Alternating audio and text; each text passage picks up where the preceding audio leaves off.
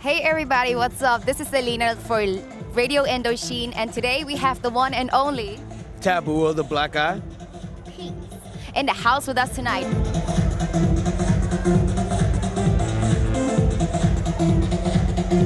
So Taboo, tell us, what's one of your earliest memories of being influenced by music? How old were you and what were you listening to? Whitney Houston? No, actually I was listening to Vicente Fernandez as a kid. I was 5 years old, born in East Los Angeles, predominantly Mexican community.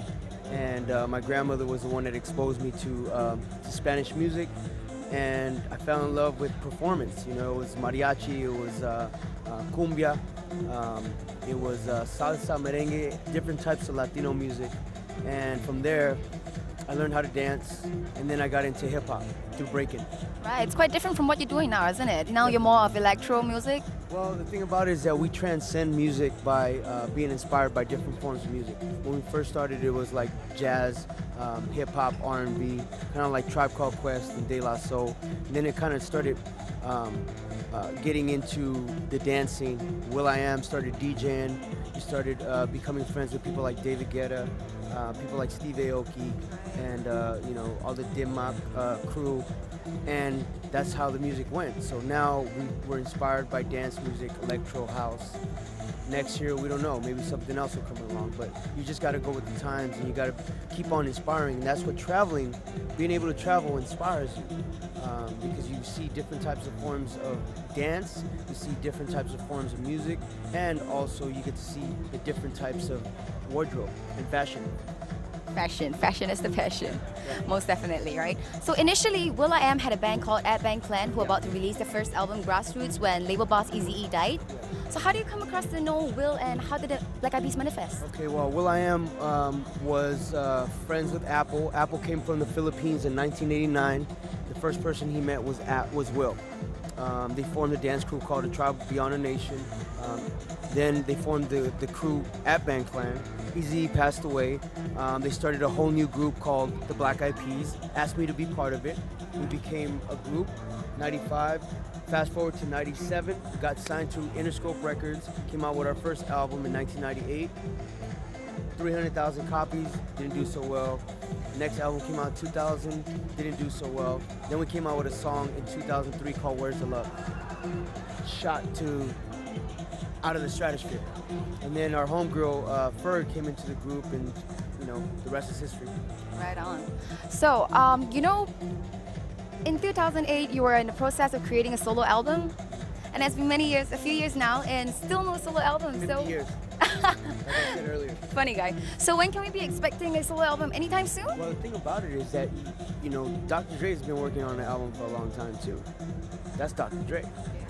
I'm not as popular or as famous or as fresh as Dr. Dre. So I gotta make sure my stuff that I come out with is top of the line. Can't be some okey doke stuff. I'm not gonna be put on the shelf. I need to come out with fire. And the fire that I'm coming out with is Latin beat, Latino fire. So that's why I've been taking my time. I've been like transforming so many different times. I went from, I wanna do a hip hop album, to I wanna do a urban soul album, to I wanna do a pop record. And now I found my niche. Now I know exactly what I have to do as a Latino artist, and make sure that I give back to my community. Great, I'm so happy for you. Thank you. So one last question before we go. If you weren't touring the world playing music for a living, what do you think you'd be doing? I guess doing movies. Really? Yeah. What kind of movies? I would have to say more character roles, like Johnny Depp. Johnny Depp is my favorite actor, so all the stuff that he does is kind of like stuff that I would want to do. So you kind of love acting also? Yeah, it's a passion, you know. I've been an entertainer since I was 5 years old, and acting comes along with the performance aspect. I'm playing a character on stage. Taboo is a character. My name's Jimmy Gomez. Taboo is just something that I've created.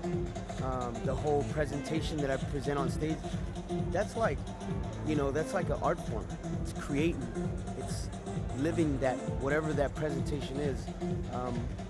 Because Black Eyed Peas, I turn it off when I'm at home. I'm not Taboo of the Black Eyed Peas at home. I'm a father and a husband. So for me, it's like, if I'm able to entertain and to give a piece of my creative side, that's something that I would want to do, and that's why I say acting, because acting is like, it's the ultimate. Right, so Taboo, do you have any last things to say to your fans? Thank you to all the Peabodys, all the Magnetic crew for supporting me and my group since 1998. Please follow me on my Twitter, that's TabBEP, T-A-B-B-E-P. Follow me on my Facebook, or excuse me, become my friend on my Facebook, that's Taboo BEP Official. Check out tabmagnetic.com for more information about my touring.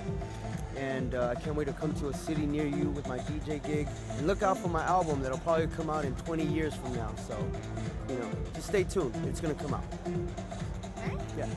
So once again, this is Aleena for Radio Indochine signing off. Thank you for watching.